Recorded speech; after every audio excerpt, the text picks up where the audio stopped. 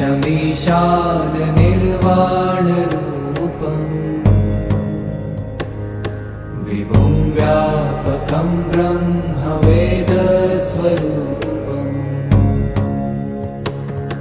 निजं निर्गुणं निर्विकल्पं निरीहम्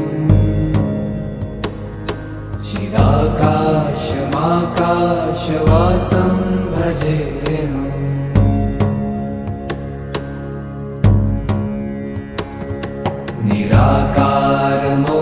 निराकारमोङ्कारमूलं तुरीयम्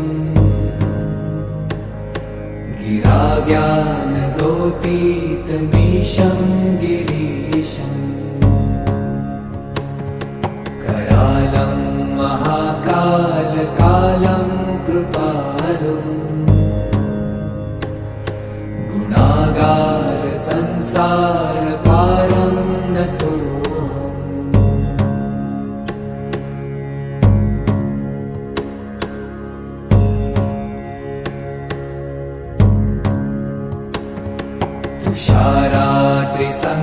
तुषाराद्रिसङ्काशगौरं गभीरम्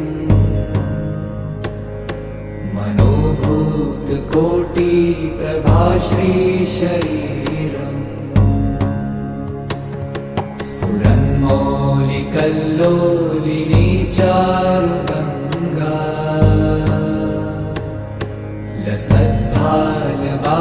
लसद्भालबालेन्दुकण्ठे भुजङ्गा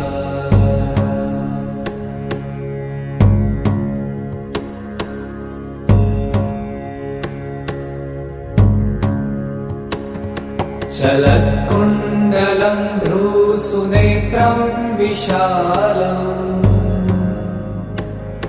प्रसन्नाननं नीलकण्ठं दयालम् मृगाधीशचर्माम्बरं मुण्डमालम् प्रियं शङ्करं सर्वनाथं भजामि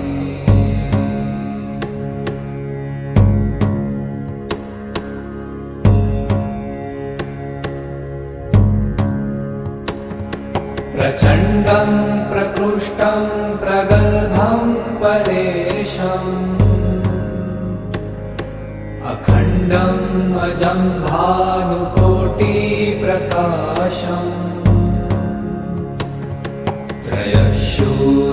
त्रयशूलनिर्मूलनं शूलपाणिम्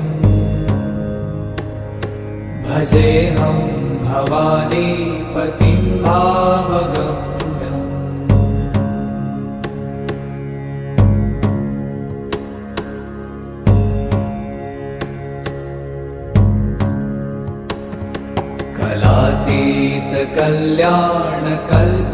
कलातीतकल्याणकल्पान्तकारी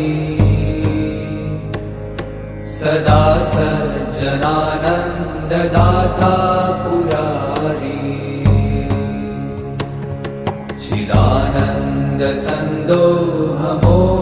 चिदानन्दसन्दोहमोहापहारी प्रसीद प्रसीद प्रभो मन्मथारी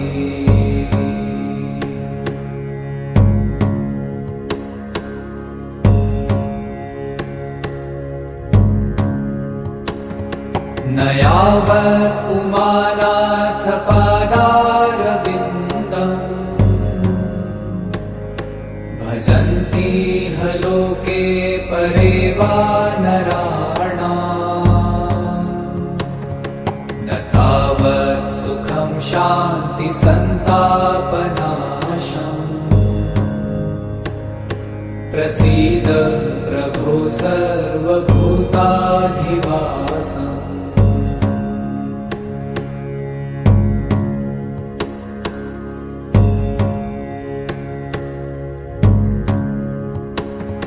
न जानामि योगं जपं नैव पूजा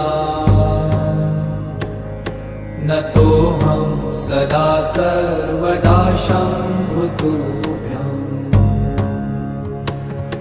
जराजन्म दुःखौ गतातप्यमानम्